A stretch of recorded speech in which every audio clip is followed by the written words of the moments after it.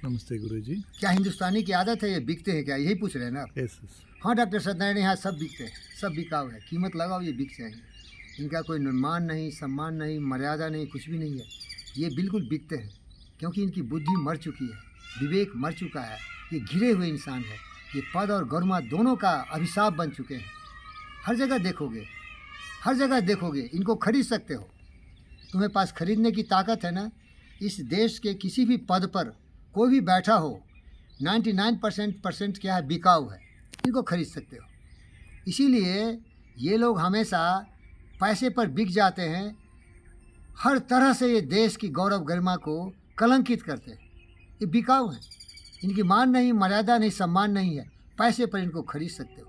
इसीलिए हमारे देश का ये दुर्भाग्य है। नहीं तो देश में अगर लोग बिके नहीं, जो बड़े बड़े पदों पर बैठे हुए हैं, मैं किसी एक पद का नाम नहीं लूँगा क्योंकि वो थोड़ा अवहेलना की बात आ जाएगी, लेकिन ये गद्दार लोग बिकते हैं, उनका मोरालिटी कुछ नहीं है। बार बार देखोगे ये जो इनका उत्तरदायित्व है, इनकी जो रिस्पॉन्सिबिलिटी है by virtue of their post, उससे हट के ये बात करते हैं क्योंकि ये खरीद लिए गए हैं, ये बिकाऊ हैं।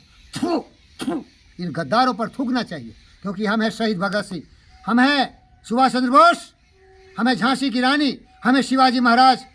हम बिकते नहीं, हम अपनी कुर्बानी दे देते हैं देशवासियों के लिए, देश के लोगों के लिए। और इसके लिए इन पद पर बैठने वालों को चाहिए कि कभी बिके नहीं, तभी पद की गौरव होगी, तभी इनका गौरव होगा। नहीं तो ये सारे पदों को, सारे जगह बिकाऊ बिकाऊ बन के ये देश को कलंकित कर रहे हैं।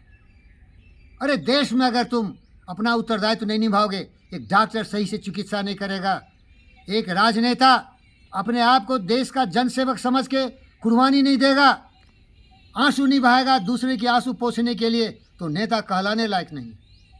अगर कोई इस तरह से जो विभिन्न पदों पर है, अपने उत्तरदायित्व को समझो।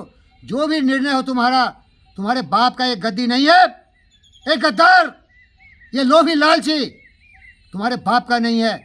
वो देश के संविधान के हिसाब देश को सुचारू ढंग से चलाने के लिए बना गया है, उसकी गरिमा का तो तुम्हें ख्याल होने चाहिए। अरे धोखेबाज, ये चोर की औलाद, तुम्हारे नस नस में तुम्हारे बाप दादाओं ने चोरी सिखाया है, इसीलिए तुम बिक जा रहे हो। लेकिन हमारे संविधान के हिसाब से जो पद तुम्हें दिया गया है, वो देश के साथ तुम बहुत बड़ा गद्दारी कर रहे हो। अगर तुम बिक के देश के हित में निर्णय नहीं लोगे तो देश हमारा कहाँ जाएगा। इसीलिए बिकाऊ, सावधान सावधान। देश में महान व्यक्ति हैं जो देश के लिए जीते हैं, देश के लिए मरते हैं।